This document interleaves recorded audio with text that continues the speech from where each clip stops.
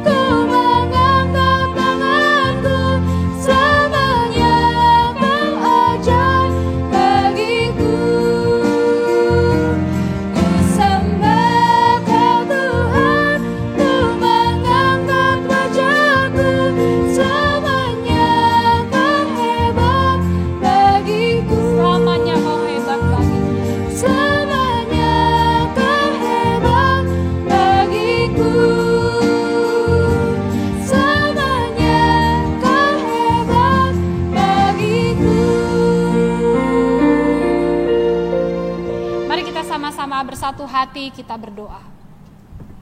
Kami kembali datang bersyukur kepadamu ya Tuhan pada saat ini karena kemurahan dan kebaikan Tuhan di dalam setiap kehidupan kami. Kami bersyukur bahwa Tuhan masih memberikan kami kesempatan untuk boleh bersama-sama beribadah kepada Tuhan dari rumah kami bersama dengan keluarga kami, orang-orang yang kami kasihi. Kiranya Engkau memperkenan ya Tuhan ibadah yang kami lakukan pada saat ini. Terpujilah Engkau, di dalam nama Tuhan Yesus kami berdoa dan kami mengucap syukur. Amin. Bapak Ibu Saudara, saya percaya pada hari ini kita bersama-sama menyatukan tekad kita untuk beribadah, untuk menyembah dan memuji nama Tuhan. Saya juga percaya dimanapun Bapak Ibu berada, kita bersungguh-sungguh untuk beribadah karena hanya Dialah yang sobat yang selalu bersama kita. Mari kita angkat pujian, Hanya Satu Sobatku.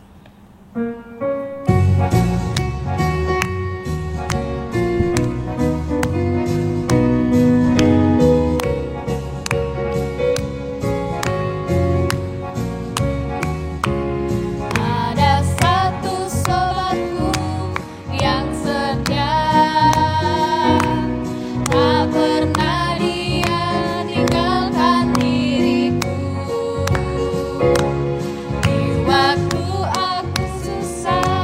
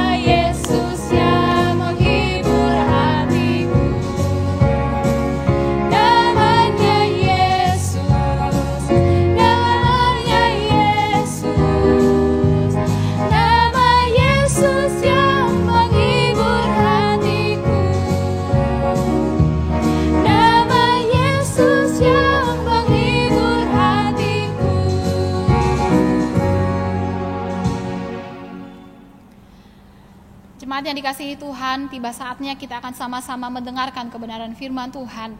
Mari kita sama-sama mempersiapkan hati dan diri kita dengan menaikkan satu pujian, kasih pasti lemah lembut.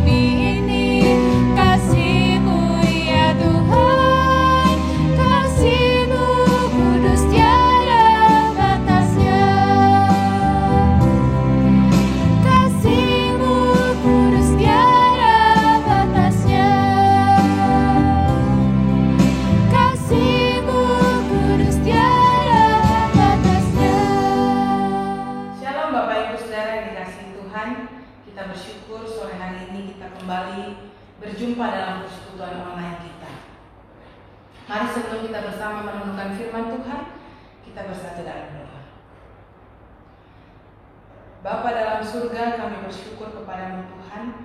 Hari ini kami ada waktu, ada kesempatan untuk bisa bersekutu bersama, memuji, meninggikan nama Tuhan, juga merenungkan firman Tuhan. Ketika kami membaca, merenungkan firman-Mu, biarlah firman-Mu itu sungguh-sungguh tertanam dalam hati kami untuk bisa kami lakukan hari demi hari. Di dalam nama Tuhan Yesus kami berdoa. Amin. Bapak Ibu Saudara yang dikasihi Tuhan, tema kita sore hari ini adalah siapakah sesamaku.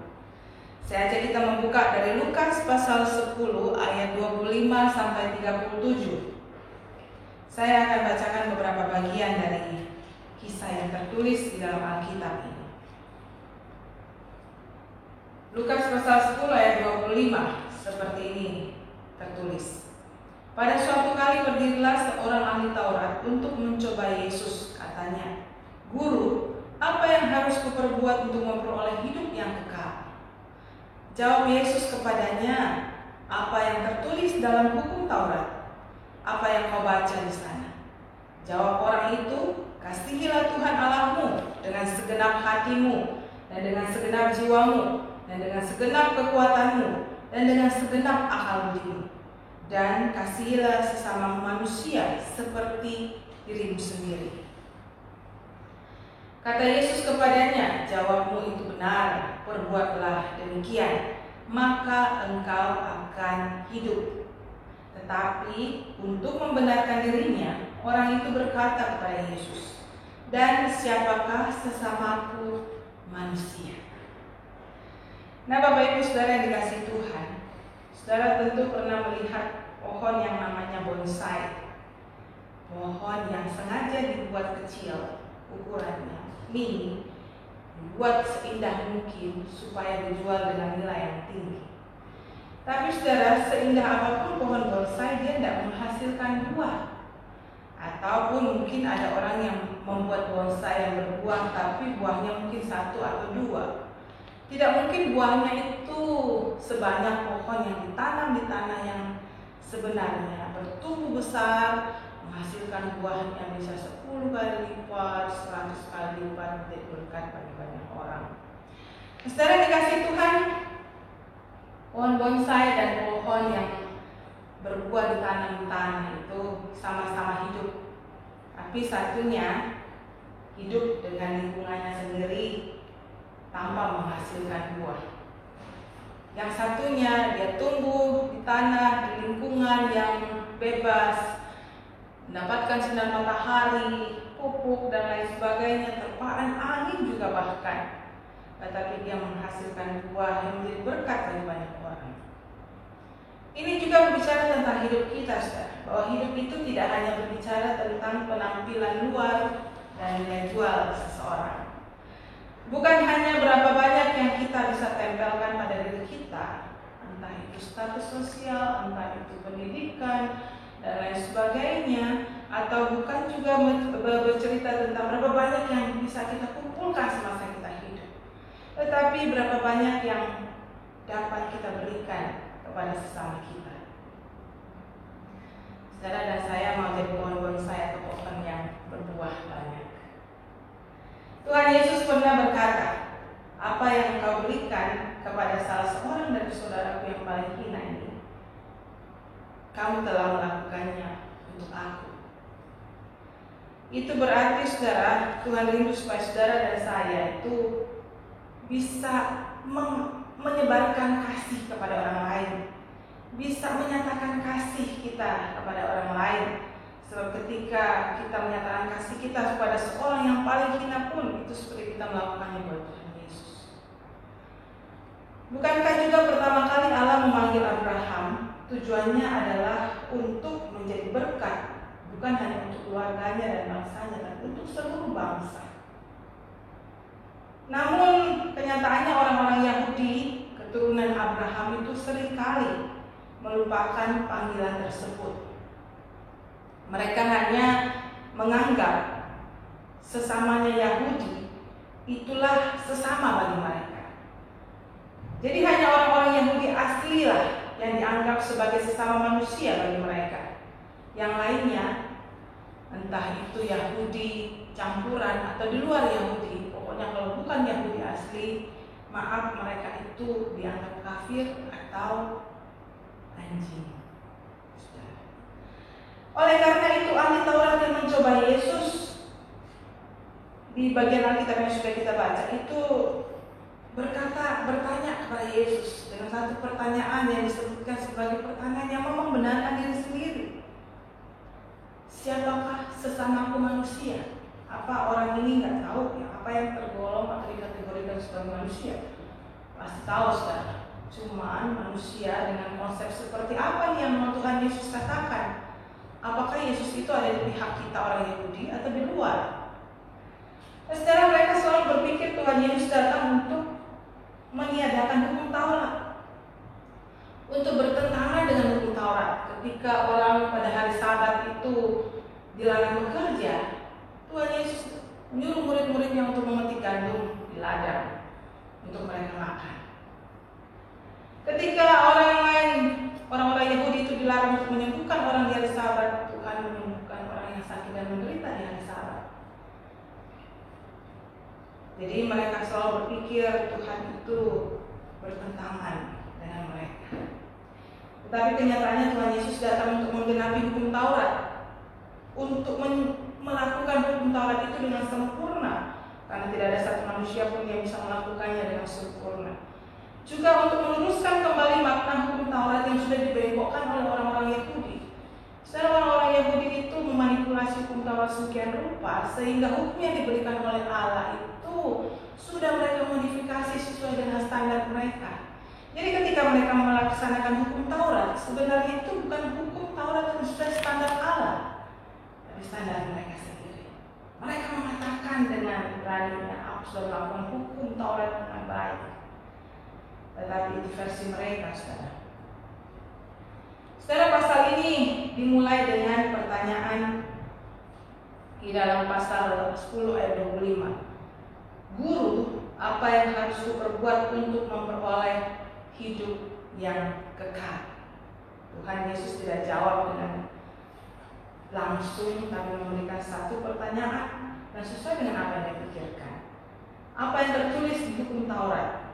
Lalu orang ahli Taurat ini menjawab dengan mengatakan, kasihlah Tuhan Allahmu dengan segenap hatimu, jiwamu, akal budi, kekuatanmu, dan kasihlah sesama manusia seperti dirimu sendiri. Tuhan cuma jawab satu kata yang singkat, saudara. Dalam ayat 28, jawabmu itu benar. Perbuatlah demikian maka engkau akan hidup. Lalu muncullah pertanyaan untuk membenarkan diri. Siapakah sesamaku manusia? Orang ini tahu jelas semua orang yang sama dengan dia bentuknya itu manusia. Pasti tahu, tapi dia sudah hidup dalam sistem keyahudian yang lupa mengatakan bahwa di luar Yahudi itu bukan manusia. Pertanyaan ini pertanyaan yang mau membela diri dia sendiri. Dia sudah tahu jawabannya, tapi dia mau membela dirinya sendiri, saudara. Kalau bisa saya samakan, pertanyaan ini hampir sama dengan orang yang bertanya, apakah berbohong itu dosa? Lalu dilanjutkan, kalau iya berbohong itu pasti dosa.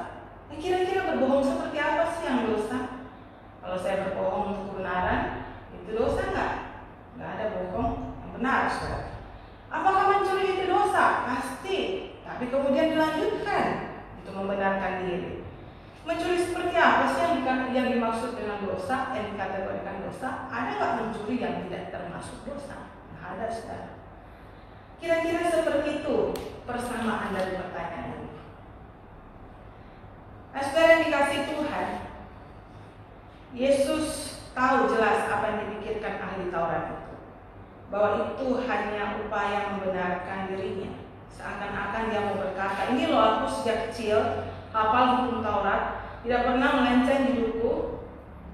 Tapi kenyataannya dia melakukannya bukan karena dia mengasihi Allah, karena dia takut hidupnya itu bertentangan dengan sistem yang sudah dibuat oleh orang Yahudi. Maka Yesus menceritakan perumpamaan ini untuk menjelaskan kepada ahli Taurat itu siapakah sesamanya manusia. Saudara, kalau baca dari ayat yang ke-30 sampai dengan ayat yang ke-35, di situ dikisahkan ada seorang yang turun dari Yerusalem ke Yeriko. Dia melewati jalan yang cukup rawan, yang orang-orang Yahudi disebut sebagai jalan berdarah. Memang di situ seringkali ada perampok, seringkali mengambil barang-barang orang dan membuatnya setengah mati. Dan itu terjadi pada orang yang turun dari Yerusalem ke Yeriko. Dia dirampok habis-habisan, dipukuli dan ditinggalkan setengah mati. Jadi sekilas orang lihat dia berdarah-darah, orang masih kira dia sudah mati. Lalu kemudian Tuhan menceritakan lewatlah 3 orang tokoh. Yang saya sebut ini tokoh yang Tuhan Yesus ambil, tokoh-tokoh yang cukup ekstrim untuk orang-orang Yahudi. Yang pertama yaitu imam. Imam itu adalah pemuka-pemuka agama orang Yahudi.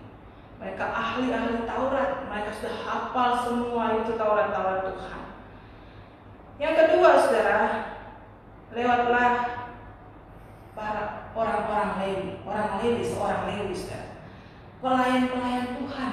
Jadi orang-orang Lewi ini seringkali melayani di bait Allah, bait suci, sebagai pemain musik, kecapi dan lain sebagainya, rebana, mimpin paduan suara, anggota paduan suara dan lain sebagainya. Dua golongan ini golongan yang dianggap suci oleh orang-orang Yahudi yang sudah tahu jelas apa itu kebenaran. Tetapi apakah mereka melakukan itu? Belum tentu, saudara. Yang ketiga, lewatlah yang dikatakan orang Samaria. Siapa orang Samaria, saudara? Mereka adalah golongan kelas 2. Mereka dipandang sebelah mata oleh orang-orang Yahudi, dipandang hina, dipandang bahkan sebagai musuhnya. Padahal orang Samaria itu adalah orang Yahudi yang kawin campur dengan bangsa lain. Keturunan mereka itu yang digolongkan sebagai orang Samaria. Orang Samaria ini tidak memperoleh hak seperti orang Yahudi. Ketika mereka ada di mahkamah agama, mahkamah pengadilan, mereka tidak punya hak untuk berbicara membela diri mereka. Lebih-lebih lagi kalau mereka mencari pekerjaan, pasti sulit bahkan mustahil mungkin mendapat pekerjaan di tengah bangsa mereka sendiri. Nah, saudara yang dikasih Tuhan, kira-kira kalau menurut pandangan manusia, kacamata manusia, siapakah orang dari 3 tokoh ini yang paling berpotensi, yang paling mampu untuk menolong orang yang sedang setengah mati itu tengah jalan? Kalau menurut survei saya, mungkin banyak orang yang berkata, pasti itu golongan imam atau golongan orang-orang lain yang menolong orang setengah mati. Mereka mampu untuk menolongnya kok. Mereka berpotensi untuk menolongnya, wong itu sesama dia, sama-sama orang Yahudi. Itu kan orang yang mereka anggap sebagai orang, saudara mereka. Pastinya mereka yang harus menolong. Tapi kenyataannya berbicara berbeda, saudara. Orang yang paling mampu, paling berpotensi untuk menolong, tetapi belum tentu mau untuk menolong. Ini ironis sekali kan, saudara? Kalau sesamanya saja dia mau tolong, apalagi yang bukan sesamanya, saudara. Justru orang Samaria lah yang menolong orang yang terluka setengah mati itu. Dia menolongnya sepenuh hati, tuntas, dan juga tidak mengharapkan imbalan. Kenapa saya katakan demikian, saudara? Waktu dia turun dari keledainya, dia tolong itu orang, dia basuhkannya dengan anggur yang dia bawa penginapan. Lalu kemudian ketika dia mau pergi, dia tidak tinggalkan aja, ini mungkin besok saudaranya datang ambil. Titipin uang, saudara. Ini ada uang untuk merawat orang yang terluka ini. Sekiranya kurang, besok waktu aku kembali, aku akan bayar kekurangannya. Harusnya kan kalau kurang, kamu tagih sendiri sama yang luka ya. Enggak, saudara. Dia menolong dengan tulus dan ikhlas, sepenuh hati, tuntas. Kalau kurang, besok saya datang, saya bayar kurangnya.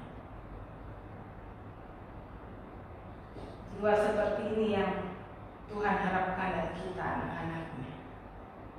Orang Samaria pun Tuhan gambarkan sebagai orang murah hati. Bukan berarti Tuhan itu pilih kasih lebih mengasihi orang Samaria, bukan. Tapi Tuhan mau menunjukkan kalau orang yang kamu pandang remeh saja, pandang hina, mampu melakukan sedemikian rupa, harusnya kamu orang-orang yang mengenal aku, mengenal kebenaran, yang mengatakan mengasihi aku, melakukan lebih dari itu.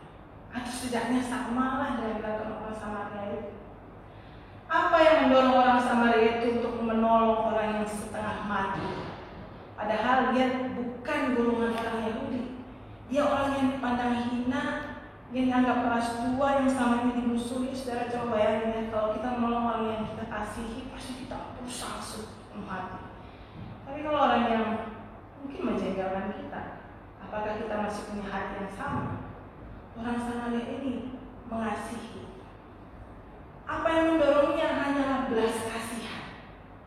Sama ketika Yesus melihat orang-orang yang mengikuti dia, hatinya tergerak dengan belas kasihan. Yesus tahu orang-orang ini menderita. Yesus tahu walaupun orang-orang ini tertawa, tapi hatinya penuh dengan kepahitan.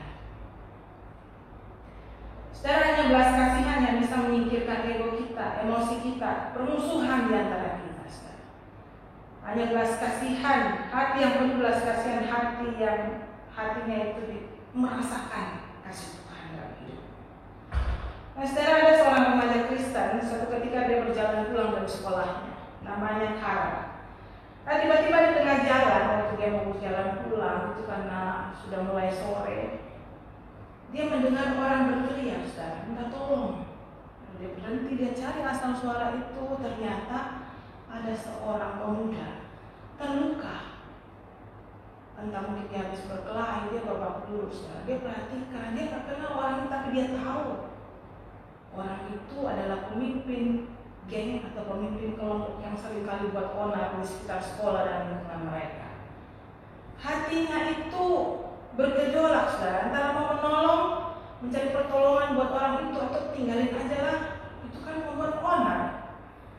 Ketika hatinya sedang bertentangan seperti itu, saudara, dia ingat kisah orang Samaria ini. Lalu dia paham apa yang Yesus katakan tentang orang Samaria ini. Waktu orang Samaria itu hatinya tergerak oleh belas kasihan, seketika itu juga kebenciannya, permusuhannya dia lupakan, lalu dia menolong orang yang setengah mati itu. Maka remaja Kristen ini juga melakukan yang sama. Dia menyingkirkan semua pandangan negatif dia tentang pemuda itu. Dia menyingkirkan semua ketakutan dia tentang pemuda itu, lalu dia cari pertolongan. Dia tolong pemuda yang sedang babak belur itu, saudara. Saudara, dikasih Tuhan, hati ini kalau kita nggak jaga, itu bisa dikuasai kebencian, kepahitan, dan lain sebagainya. Sulit untuk bisa mengeluarkan belas kasihan seperti orang Samaria dan Hara tadi. Ada satu istilah yang diutarakan oleh orang-orang tentang seseorang yang suka mengumpulkan barang-barang yang sebenarnya itu tidak berguna, tapi menurut dia itu baik dikumpulkan. Contohnya, saya dapat hadiah nih, kotaknya bagus kan, warna pink atau warna biru, hadiahnya sudah diambil, kotaknya emang mau dibuang, simpanlah di lemari. Besoknya ada lagi, hadiahnya diambil, kotaknya disimpan. Kotak mainan, kotak makanan, semua disimpan. Biasanya ini ibu ya. Kadang-kadang saya juga begitu, saudara. Jadi kalau lemari itu tidak dibersihkan berkala, kadang-kadang penuh dengan barang-barang yang sepertinya itu lucu, tapi sebenarnya tidak berguna, saudara. Kadang-kadang sepatu bekas, teman-teman dibuang, disimpan. Baju yang sudah bertahun-tahun tahun disimpan, saudara, ya kan? Mungkin ada kenangan tertentu, tapi kalau itu sudah memenuhi lemari kita sendirian lupa. Nah, itu bahaya, saudara. Kita harus buka, pilih yang tidak berguna, dibuang. Ada seorang ibu, dia itu hoardernya super. Sampai-sampai semua rumahnya itu seakan-akan penuh dengan sampah. Ada dus-dus bekas lah, ada plastik-plastik bekas lah, ada bunga-bunga yang gak berguna. Saudara tahu, sampai suami dan anak-anaknya itu gak betah tinggal sama dia. Dia gak diceraikan memang, saudara, tapi dia ditinggalin. Maksudnya ditinggal di rumah itu yang penuh dengan sampah-sampah dia, lalu suami dan anaknya tinggal di rumah yang lain. Yang saya katakan adalah orang yang suka mengumpulkan sampah-sampah seperti itu, orang lain gak betah tinggal dekat-dekat dia. Kalau kita ada hoarder hati, suka mengumpulkan kepahitan, suka mengumpulkan hal-hal negatif, suka mengumpulkan kebencian, dendam dalam hati kita, saudara yakin gak ada orang yang akan dekat-dekat sama kita, gak betah, saudara. Karena itu dari kita terus itu hal-hal negatif, kebencian, kepahitan. Saudara berdoa sama Tuhan, minta Tuhan bersihkan hati kita, supaya kasih Tuhan itu yang memenuhi hati kita. Sehingga yang keluar dari mulut kita itu kasih Tuhan, yang keluar dari pancaran mata kita, tindakan kita itu adalah kasih Tuhan. Sehingga hati kita ini bisa digerakkan oleh belas kasihan. Selama kita masih menjadi hoarder hati, menyimpan semua sampah dalam hati kita, kita nggak akan bisa melihat siapa sesama. Kita hanya melihat diri kita sendiri, kepentingan kita. Saya dikasih Tuhan. Mari kita menjadi orang-orang Samaria pada zaman ini, pada kondisi yang seperti ini. Kondisi yang sama-sama kita merasa sulit, sama-sama kita merasa menderita. Tapi Tuhan mau saudara dan saya itu move on, menjadi orang-orang yang melihat sesama kita dengan belas kasihan, menolong mereka yang setengah mati di luar sana, yang ekonominya melorot-lari, yang keluarganya kocar-kacir, yang pekerjaannya nggak menentu. Tahu nggak kita menjadi orang Samaria? harus keluar bertemu muka, bisakah kita angkat telepon dia, tanyakan kabarnya, berdoa bagi dia. Mari kita menjadi orang-orang yang hatinya ini diberi kasih Kristus, digerakkan oleh belas kasihan Kristus. Tuhan Yesus memberkati. Mari kita berdoa. Ya Tuhan,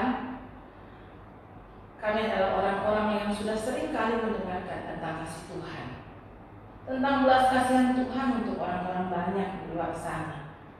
Tetapi seringkali kami belum menjadi orang-orang yang hatinya digerakkan oleh belas kasihan Kristus. Karena itu saat ini Tuhan, firman-Mu mengajarkan setiap kami bahwa dari perumpamaan orang Samaria ini, dia mampu menolong sesamanya karena hatinya digerakkan oleh belas kasihan Tuhan. Karena itu Tuhan, kami mohon, kiranya kasih Kristus senantiasa memenuhi kami, menggerakkan hati kami untuk menyatakan kasih itu kepada orang lain. Kami terus berdoa untuk saudara kami yang sedang sakit saat ini. Tuhan, tolong juga mereka. Berikan kekuatan iman kepada mereka. Kami juga berdoa Tuhan untuk kondisi bangsa dan negara kami, supaya senantiasa Tuhan kasih hikmat untuk pemimpin-pemimpin kami mengambil langkah-langkah yang tepat dalam kondisi seperti ini. Kami berdoa untuk kondisi dunia yang semuanya berjuang untuk mengatasi COVID. Tuhan kasih hikmat untuk para peneliti, para ahli medis, dan juga mereka yang akan menemukan akan obat atau vaksin dari penyakit ini. Tuhan kasih mereka hikmat dan ketulusan hati, sehingga pada akhirnya semua situasi yang terjadi saat ini bisa tertangani dengan baik. Terpujilah nama-Mu ya Tuhan. Di dalam nama Tuhan Yesus kami berdoa. Amin. Bapak Ibu Saudara, pada malam hari ini kita telah mendengarkan firman Tuhan. Kita percaya bahwa Tuhan satu-satunya yang senantiasa membuka lengannya untuk memeluk kita. Mungkin orang-orang ada yang pergi meninggalkan kita saat kita kesusahan, tapi kita percaya bahwa kuasanya, kesetiaannya Tuhan akan selalu menampungi hidup kita dimanapun kita berada. Mari kita sama-sama angkat satu pujian penutup dalamnya kasih-Mu Bapa.